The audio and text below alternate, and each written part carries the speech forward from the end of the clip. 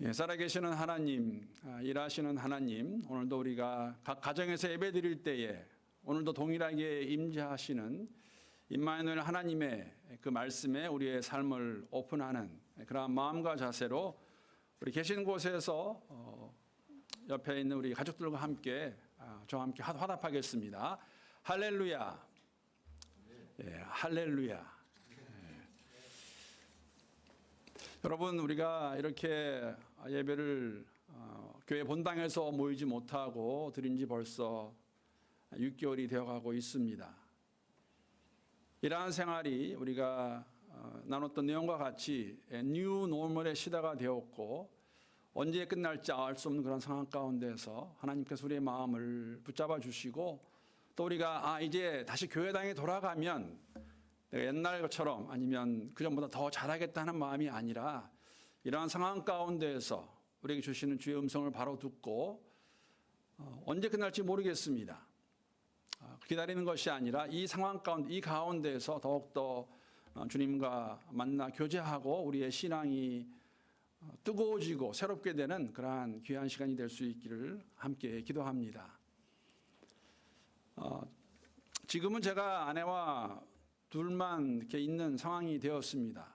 그러나 한때는 저도 세 딸과 함께 지내던 적이 있습니다. 그때 제가 아내에게 물어봤던 질문입니다. 우리 가정이 쌀 한 포대를 사면 얼마나 먹을 수 있습니까?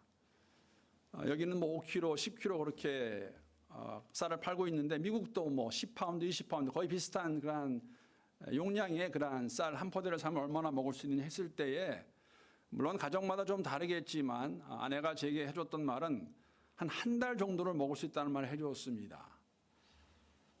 사실 그게 많이 먹는 건 아닙니다.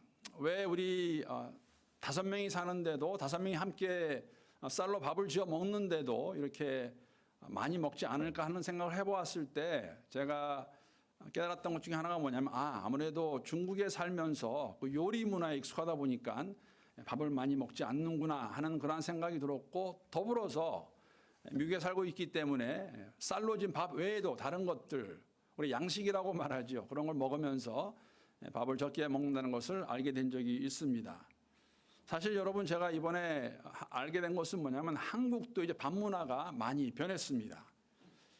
제가 한국에 살았던 70년대만 하더라도 거의 하루에 3끼를 쌀로 진 밥을 먹었습니다. 그렇게 되면 일주일에 21끼를 먹는 것이 거의 정상이었는데 제가 최근래 글을 보니까 우리 한국 사람들도 한 주일에 밥을 먹는 쌀로 진 밥 먹는 것이 한 10끼 정도라고 그렇게 말합니다. 일주일에.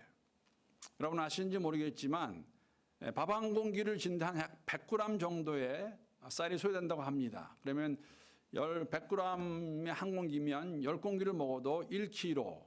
그럼 저희 가정은 사실 어떻게 보면 한 주일에 그냥 그런 쌀 한 포다 나가는 게 맞지 않았을까. 그런데 그렇지 않다는 것이죠. 제가 이것을 피부로 느꼈던 것도 몇 년 전에 한국에 나갔을 때 제 친구가 저와 제 아내를 그 한정식이라고 데려갔는데 이렇게 잘 보니까 같이 먹는데 밥이 안 나오더라고요. 그래서 제가 놀라서 물어봤더니 이거는 퓨전 한정식이라고 그러면서 밥이 나오지 않는 그러한 것도 제가 본 적이 있습니다. 그럼에도 불구하고 우리 한국 음식을 먹을 때는 꼭 필요한 것이 있다면 밥이겠죠. 쌀로 지은 밥. 반찬이 아무리 좋아도 많이 있어도 밥이 없으면 어딘가는 무엇인가 빠진 것 같은 그러한 느낌. 제가 근래 그러한 기사를 보았습니다.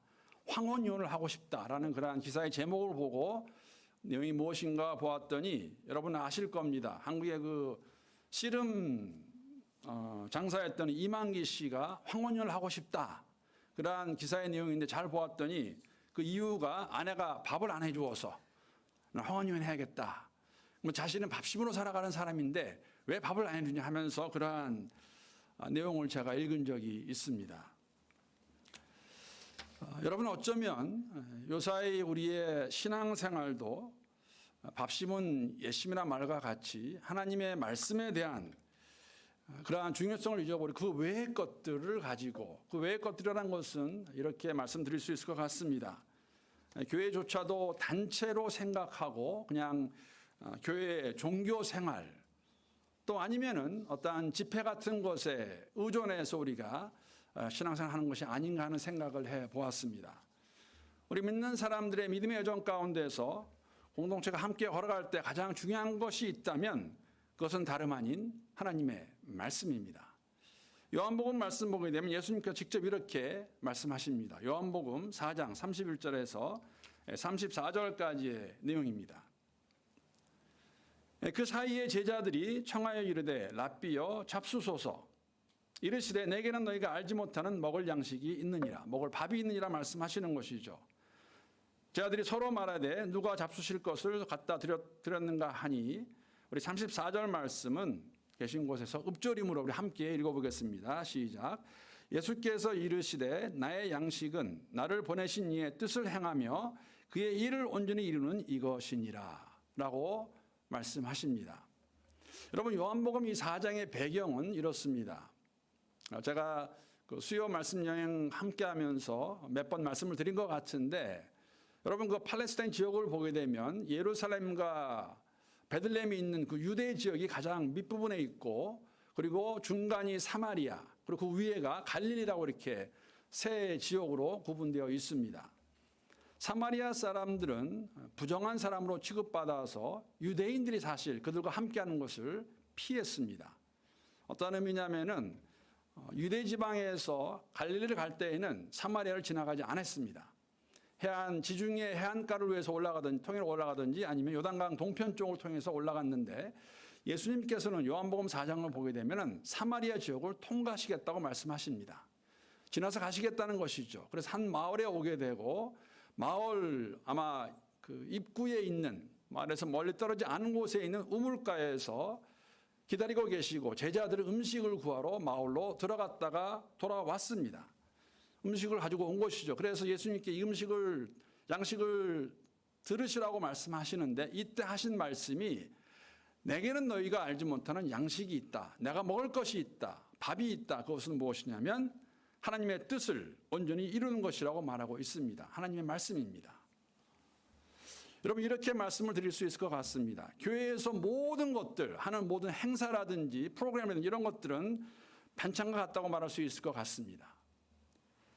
방금 말씀드린 것 같이 아무리 맛있고 좋은 반찬이 있어도 밥이 없으면 안 되는 것 같이 교회의 가장 중심이 돼야 되는 것, 우리 개인의 성도의 삶 가운데서 가장 중심이 돼야 되는 것은 하나님의 말씀인 것을 저희들에게 보여주고 있는 것이죠. 우리 한국말에 그런 말이 있습니다. 안고 없는 찐빵이라는 말. 하나님의 말씀이 우리의 삶의 중심이 되지 않는다면, 그 말씀을 따라가지 않는다면, 그 말씀을 바로 들을 수 없다면, 듣고도 순종하지 않는다면 우리의 믿음의 여정이 어떠한 모습이 될까? 이것이 주님이 원하시는 것일까? 함께 생각해 보기 원합니다. 오늘 본문에는 여러분 우리가 잘 아는 두 명의 인물이 등장합니다. 40년간 사사로 또 선지자로 제사장으로 허락하신 임무를 맡았던 엘리가 나오고, 그 엘리의 밑에서 그의 임무를 맡기 위해 훈련받고 있는 소년 사무엘이 나옵니다. 그 소년 사무엘에게 하나님께서 나타나시는 것이죠. 그를 부르시는데 사무엘이 그 음성을 엘리의 것으로 알고 엘리에게 가서 왜 나를 부르셨냐고 그렇게 물어봤을 때에 엘리가 아니다라고, 본인이 부르지 않았다고 말하고 3번 반복되는 가운데 그때서 엘리가 알게 되는 것이죠. 하나님이 너를 부르시고 계신다. 하나님 부르시면 이렇게 대답하라고 말해주는 것이 이 오늘 본문의 내용입니다. 본문의 내용을 보면서 엘리와 사무엘의 반응을 보면서 이러한 질문을 해보게 됩니다. 어떻게 제사장 엘리는 하나님의 음성을, 비록 그것이 사무엘에게 주어진 것이었지만 지금 그 성전에서 2사람밖에 없는데 그것을 깨닫지 못했을까? 어떻게 3번이나 돼서야, 3번째가 돼서야 하나님 부르신다는 것을 알게 되었을까? 더 나아가서 엘리 밑에서 사사의 직분, 제사장의 직분, 선지의 직분을 감당하기 위해 훈련받고 있는 사무엘은 왜 하나님 음성을 처음부터 알지 못했을까 하는 그런 질문을 던지면서 이 두 질문에 대한 답을 함께 오늘 말씀을 통해 생각해 보기 원하는 것입니다. 여러분, 사무엘이 누굽니까? 사무엘은 엘가나와 한나의 아들이었습니다. 남편 엘가나가 한나를 정말 그 누구보다도 사랑을 합니다. 그러나 한나에게는 자식이 없었습니다. 그래서 한나가 하나님께 통곡하며 애원하는 가운데 소원을 하며 얻은 아들이 사무엘입니다. 우리가 사무엘상 1장 2장을 보게 되면 한나가 어떠한 상황 가운데서 어떠한 소원을 했는지 알 수가 있는데, 하나님께서 아들을 만약 허락하시면 그 아들을 하나님께 바치겠다고, 삭도를 머리에 대지 않겠다고 그렇게 소원하는 기도의 내용을 우리가 알 수 있습니다. 아들을 주시면 거룩하게 성별해서 하나님의 종이로 바치겠다는 그러한 의미입니다. 하나님께서 이 한이 섞인 한나의 기도를 들어주십니다. 왜 한이 섞인 기도라고 말할 수 있을까? 여러분, 그 1장 2장을 내용을 보게 되면 비록 자식을 갖지 못했지만 남편 엘가나는 그 누구보다도 한나를 사랑합니다.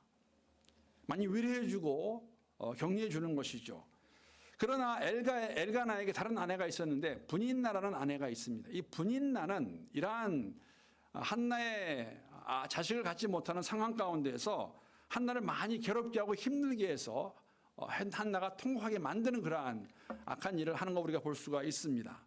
그러한 가운데서 하나님께 부르짖는 한이 섞인 그 기도를 하나님께서 들어주시고 주신 것이 사무엘이라는 것입니다. 그런데 한 가지 흥미로운 것은 여러분, 이렇게 하나님께 애통하는 한나의 모습을 보고 제사장 엘리가 어떻게 생각했나를 저희가 알 수가 있는데, 사무엘상 1장 15절 보게 되면은 이렇게 한이 섞인 애통하는 기도를 보고 있는 엘리는 이렇게 생각합니다. 1장 15절 말씀 보게 되면 한나가 대답하여 이르되, 그 술을 취한 것으로 오해하고 말하는 그에게 한나가 대답하는 내용입니다. 한나가 대답하여 이르되 내 주여 그렇지 아니하니이다. 나니 마음이 슬픈 여자라 포도주나 독주를 마신 것이 아니요 여호와 앞에 내 심령을 통한 것뿐이오니. 슬픈 마음을 가눌 길이 없어서 애통하는 하나님 앞에서 그녀의 마음을 쏟아놓고 있는 그 한나를 향해서 제사장이라는 엘리가 한 말은 뭐냐면, 너가 독주에 취한 것이 아니냐라고 그렇게 말하는 것을 우리가 알 수 있습니다. 어쨌든지 간에 하나님께서 그 한나의 기도를 들으시고 약속과 같이 사무엘을 주시고, 한나는 하나님께 소원한 것 같이 사무엘을 하나님께 바칩니다. 한나는 사무엘이 젖을 막 뗄 무렵에 사무엘을 데리고 엘리에게 맡깁니다. 오늘 본문을 보게 되면 시간이 많이 흐른 것을 알 수가 있지요. 그럼 본문의 1절에 있는 아이라는 단어는 사실 히브리 언어를 보게 되면 소년기 때, 즉 유아에서부터 청소년까지에 있는 그러한 소년을 가리킬 때 쓰는 단어가 이 아이라는 단어입니다. 지금 등불을 이렇게 책임지고 있는 그러한 일을 하고 있는 것도 알 수가 있습니다. 시간이 많이 흐르는 것이죠. 오늘 사무엘에게 나타나신 그 하나님, 물론 우리가 알 수 있는 것은 무엇이냐면 본문의 내용과 같이 사무엘이 그것이 하나님의 음성인 것을 알지 못했던 이유는 아직까지 한 번도 하나님의 음성을 듣지 못했기 때문에 알지 못한 것이 맞습니다. 그 질문 대답은 굉장히 간단한 것이죠. 아직 들어보지 못했다. 이때까지 하나님의 음성을 들어보지 못했기 때문에. 그런데 여러분, 만약에 엘리가 사무엘을 훈련시키면서 알려주었다면 어떠한 반응이 나왔을까 하는 생각을 해보게 됩니다. 물론 이러한 상황 가운데서 감사하는 것은 뭐냐면, 오늘 설교의 제목과 같이 우리는 알고 있습니다. 하나님께서 우리가 그리스도 예수 안에서 하나님을 아버지라 부르는 그 순간부터, 그때부터 우리에게 말씀하고 계신다는 것을 우리가 알 수 있는 것이죠. 알고 있다는 것입니다. 그러한 의미에서는 우리는 굉장히 복이 있는 사람이고 복받은 사람들이 맞습니다. 왜? 하나님 말씀을 들을 수 있기 때문에, 하나님 말씀하신 것을 알고 있기 때문에. 말씀드린 것 같이 만약에 제사장 엘리로부터 사무엘이 훈련을 받았더라면 이 상황 가운데서 사무엘이 어떻게 반응했을까? 말씀드린 대로 젖을 뗀 그 순간부터 지금 이 소년이 될 때까지 사무엘은 엘리의 밑에서 훈련을 받고 있었습니다. 성막문을 닫는 일과 등불을 감당하는 일을 하고 있었습니다. 그런데 어떻게 알 수 없었을까? 엘리는 그동안 못하고 있는 것이었을까? 그의 가르친 것이 무엇이었을까? 오늘 본문의 내용과 같이 사실 엘리는 3번이나 돼서야 하나님이 하시는 것이라는 걸 알 수 있을 정도로 어떻게 보면 영적으로 무뎌져 있었고 하나님의 관계가 많이 깨져 있던 것을 저희들이 엿볼 수 있는 장면입니다. 여러분, 이러한 가운데서 우리에게도 이러한 도전이 있다는 생각을 가지게 됩니다. 여러분, 우리가 교회 생활과 믿음 생활이 같지 않을 수 있음을 저희들이 인정하게 됩니다. 교회 생활에 익숙해지는 것, 어떻게 보면은 구약에서 또 예수님 당시에 종교 지도자를 책망하시며 하신 그 모습이 우리에게 있지 않나 하는 생각을 가져보게 됩니다. 여러분, 교회 생활이라는 것은 사실 하나님과의 인격적인 만남이 없어도, 친밀한 관계가 없어도 충분히 할 수 있는 것이 교회 생활이 될 수 있는 것이죠. 교회를 그냥 왔다 갔다 하는 것, 그러한 모습을 통해서 우리가 하나님을 알고 있다가 말할 수 있을까? 꼭 그렇지 않은 걸 알 수가 있는 것입니다. 어떻게 보면 여러분, 이 코로나19의 상황이 저희들에게 반복해서 우리가 함께 기억하며 깨닫기 원하고 되돌아보기 원하는 것은 무엇이냐면, 우리의 신앙의 본 모습이 무엇인가? 우리가 믿는다는 것이 무엇일까? 이 상황이 어렵고 힘들지만은 우리가 세상과 함께 낙담하고 좌절하고 주저앉는 것이 아니라, 이러한 가운데서도 그럼에도 불구하고 살아계신 하나님과의 관계 가운데서 그 관계가 있는 것인지, 그 하나님을 온전히 바라보고 나가는 것인지, 만약에 여러분 그러한 모습이 없다면 우리는 다 포기하고 말 것입니다. 어쩌면 교회 생활 함께 모이지 않는 것을 가지고 그것을 핑계로 하여서 믿음을 떠날 수도 있지 않나 하는 생각을 가져보게 됩니다. 아닙니다. 하나님과의 인격적인 만남 가운데서 우리가 어디에 있든지 어떠한 모양이든지 간에 주님과 친밀한 관계를 가질 수 있는 것이 우리에게 주어진 복임을 다시 한번 깨달으면 좋겠습니다. 성막에서 주일을 한다는 것, 그 회당 안에서, 그 하나님이 계시는 그곳 안에서 한다는 것은 사실 직무를 맡는 그 이상의 것이었다는 것이죠.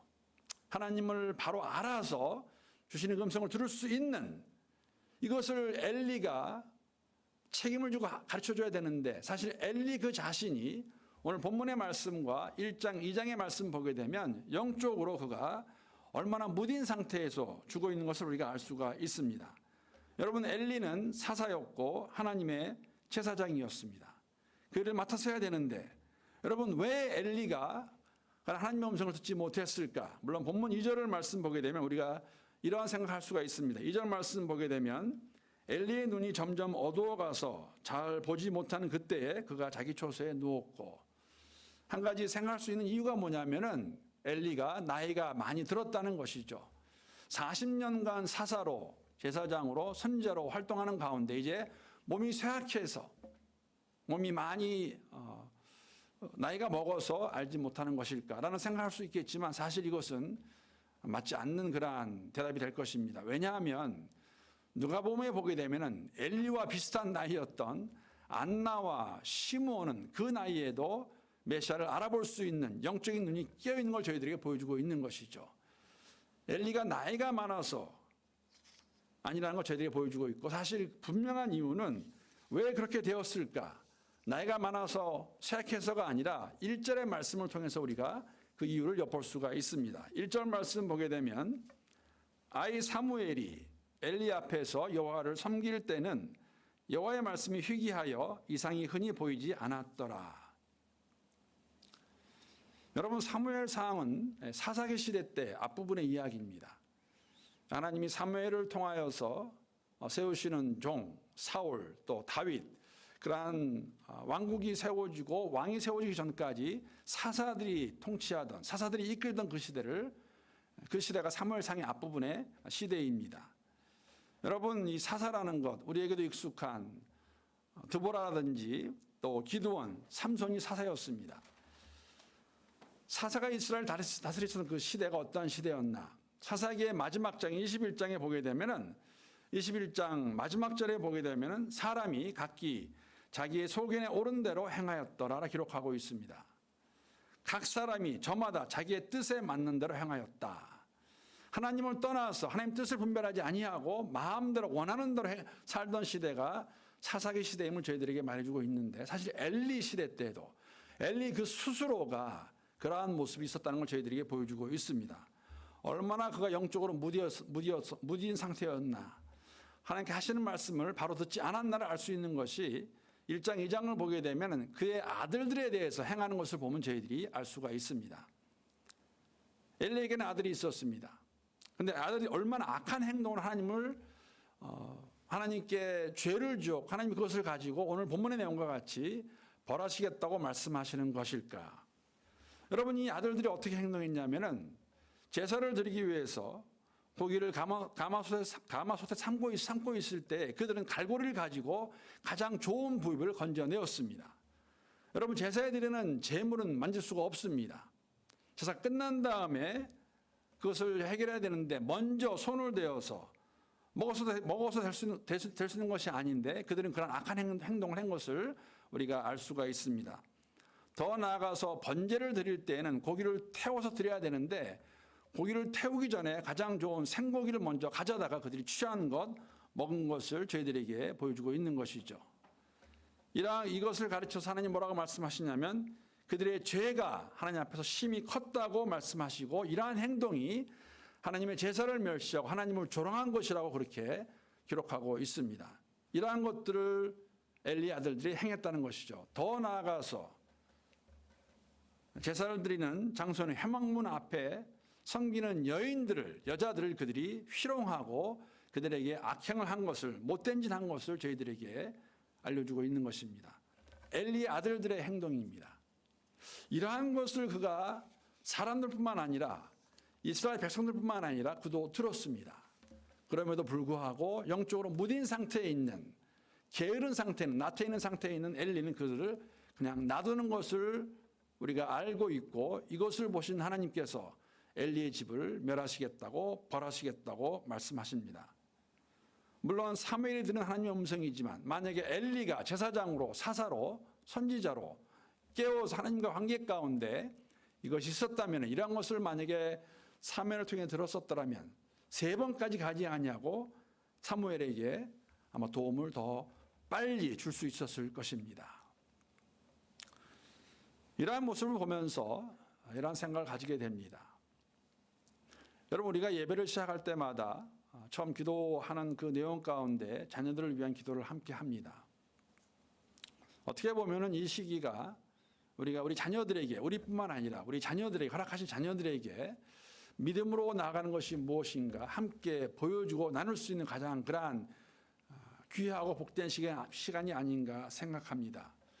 물론 여러분, 우리 자녀들이 예수를 믿는 것 우리의 힘에 있지는 않습니다. 하나님이 하시는 일이고 성령께서 하시는 일이지만은 우리가 함께 있는 자녀들에게 함께 있는 그 동안에 좋은 영향, 선한 영향을 끼칠 수 있다는 것이죠. 엘리가 그 아들들에게 한 모습을 보면서 우리는 어떠한 모습을 우리의 자녀들에게 보여주고 있는 것인가 하는 생각을 해보았습니다. 어쩌면 함께 있는 시간이 많은 이 기간이 우리 자녀들에게 예수를 믿는 것이, 믿음을 소유하는 것이 이러한 것이구나 하고 보여줄 수 있는 그러한 귀한 시간이 아닌가. 아니면 그 반대로 이게 다일까 하는 그러한 우리 자녀들조차도 의아해하는 모습을 보여주게 하는 것이 아닐까 하는 생각을 가져보게 됩니다. 성령께서 우리 모두에게 이러한 도전과 격려의 말씀 주시기를 함께 기도합니다. 우리 자녀들에게, 허락하신 그 자녀들에게 하나님 바로 섬기는 모습 보여주고 우리가 먼저 주의 음성을 듣는 가운데 잘 분별하여 듣고 순종하는 가운데 우리 자녀들도 그것을 보고 따라할 수 있는 그러한 귀한 시간, 복된 시간이 되기를 함께 기도합니다. 여러분, 교회에서 믿음의 경주를 할 때 가장 중요한 것은 하나님의 말씀입니다. 하나님이 하시는 말씀을 잘 듣고 분별하여 준행하는 것입니다. 실행하는 것입니다. 하나님 음성을 바로 듣지 못하는 이유가 있다면 무엇일까? 조금 전에 말씀을 드린 것 같이 하나님과의 인격적인 만남이 없었더라면 그 음성을 들을 수 없겠지요. 음성을 말씀해 주시는데 듣고 순종하지 못한다면 그것은 무엇일까? 우리의 믿음의 참 모습이 무엇인가 다시 한번 생각해 보게 하는 그러한 가운데 더욱더 주를 의지하며 나가게 하는 그러한 시기라고 생각합니다. 사랑하는 성도 여러분, 이 말씀, 기록된 말씀 가운데는 하나님께서 주시는 하나님의 뜻이라고 하는 말씀이 참 많이 있습니다. 무궁무진합니다. 예수 안에 새로운 피조물이 된 여러분과 제게 하나님께서 이것이 내 뜻이다라고 말씀하시는데, 물론 구약기 때는 여러분 하나님께서 하나님의 종들을 통해서 그것을 말씀해 주셨습니다. 한 가지 예를 들면 출애굽기 18장 15절의 말씀 보게 되면 광야 시대 때에 하나님께서 어떻게 말씀하셨나를 저희들에게 보여주고 있는데, 18장 15절 말씀 보게 되면 모세가 그의 장인에게 대답하였다. 백성은 하나님의 뜻을 알려고 저를 찾아옵니다. 물론 이 18장 내용을 보게 되면 모세가 장인으로부터 들은 그 제안을 받아들여서 일꾼들을 세울 것입니다. 그러나 광야 생활 가운데 백성들이 모세를 찾아와서 하나님 뜻이 무엇이냐고 물어봤을 때 그것을 얘기해주는 모습을 저희들에게 보여주고 있는 것이죠. 하나님이 원하시는 것이 무엇일까? 뜻이 무엇일까? 무엇이라고 말씀하시는 것인가? 구약에서는 하나님께서 종을 세워 말씀하셨지만 오늘 저희들에게는 기록된 말씀을 통해 하나님께서 이것이 하나님 뜻이라고 말씀해 주십니다. 예를 들면 데살로니가전서 4장 3절의 내용입니다. 그 말씀 보게 되면 하나님의 뜻은 여러분이 성결하게 되는 것입니다. 여러분은 음행을 멀리하여야 합니다. 하나님이 원하시는 것은 거룩한 삶입니다. 음란한 것을 버리고 음행을 버리고 거룩한 삶을 사는 것이 하나님의 뜻이라고 저희들에게 말씀해 주고 있습니다. 이렇게 하나님의 뜻에 따라서 말씀에 따라서 살아냈을 때에 우리의 믿음의 경주의 마지막 부분에서 주를 만나게 됐을 때 주님께서 우리를 칭찬하시고 상급을 주실 것입니다. 여러분, 이러한 삶을 살아가는 것 쉽지 않습니다. 어려운 것을 저희들이 인정하고 고백하게 됩니다. 특히나 계속해서 우리가 느끼게 되는 것, 깨닫게 되는 것은 오늘날 우리가 초유의 사태를 맞이했다고 말하는 이 코로나19의 사태가 얼마나 우리를 영적으로 힘들게 하고 어렵게 하는지 모르겠습니다. 한국에서도 요새 다시 제2차 대유행이 시작이 된다는 그러한 상황 가운데서 사실 많은 교회들과 성도들이 힘들어하고 있다는 그러한 기사를 보게 됩니다. 좀 좋아진 줄 알았는데, 괜찮아지는 줄 알았는데, 돌아가는 줄 알았는데 더 힘들었다는 것이죠. 저도 충분히 그것을 이해합니다. 지난번에 말씀을 드린 것 같이 처음에 6주 동안 못 모이다가 20명까지 모이게 됐을 때 얼마나 기쁘고 감사했는지 모르겠습니다. 그래서 더 나아져야 되는데 더 힘들어졌습니다. 지금 스테이지 4의 단계는 가장 힘든 단계이죠. 9월 13일이 된다고 해서 어떻게 될지 아무도 알 수 없는 그런 상황 가운데서 이 믿음의 경주를 달려가는 것 쉽지 않음을 저희들이 다시 한번 깨닫게 되고 느끼게 되는데 이러할 때 주님이 우리에게 뭐라고 말씀하시는가? 주의 음성 함께 들을 수 있으면 감사하겠습니다. 좋겠습니다. 마태복음 11장 28절의 말씀입니다. 주님이 말씀하십니다. 주님의 음성입니다. 수고하고 무거운 짐진 자들아 다 내게로 오라. 내가 너희를 쉬게 하리라. 어렵고 힘든 시기입니다. 믿음의 경주를 달려간다는 것, 이러한 가운데서도 주를 의지하며 거룩한 삶을 살아낸다는 것, 녹록지 않은 그러한 상황이지만 그러한 가운데 주께서 우리에게 주시는 말씀, 다 내게로 오라. 내가 너희에게 쉼을 주리라. 쉬게 하라는 그 주의 음성을 듣고 나아가는 그 말씀 가운데서 평강을 누릴 수 있는 우리 멜번 한인교회 모든 성도님 될 수 있기를 함께 기도합니다. 한 군데만 더 하나님께서 주시는 말씀 찾아보고 오늘 말씀을 마치려고 합니다. 요한복음 17장 13절에서 15절까지의 말씀입니다. 주님께서 이 땅에 계시다가 다 마치시고 돌아가시는 그 끝자락에서 제자들을 위해서 기도하신 그 기도의 내용입니다. 13절 말씀, 이제 나는 아버지께로 갑니다. 내가 세상에서 이것을 아뢰는 것은 내 기쁨이 그들 속에 차고 넘치게 하려는 것입니다. 나는 그들에게 아버지의 말씀을 주었는데 세상은 그들을 미워하였습니다.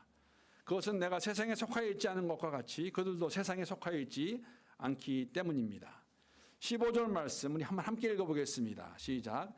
내가 아버지께 비는 것은 그들을 세상에서 데려가시는 것이 아니라 악한 자에게서 그들을 지켜주시는 것입니다.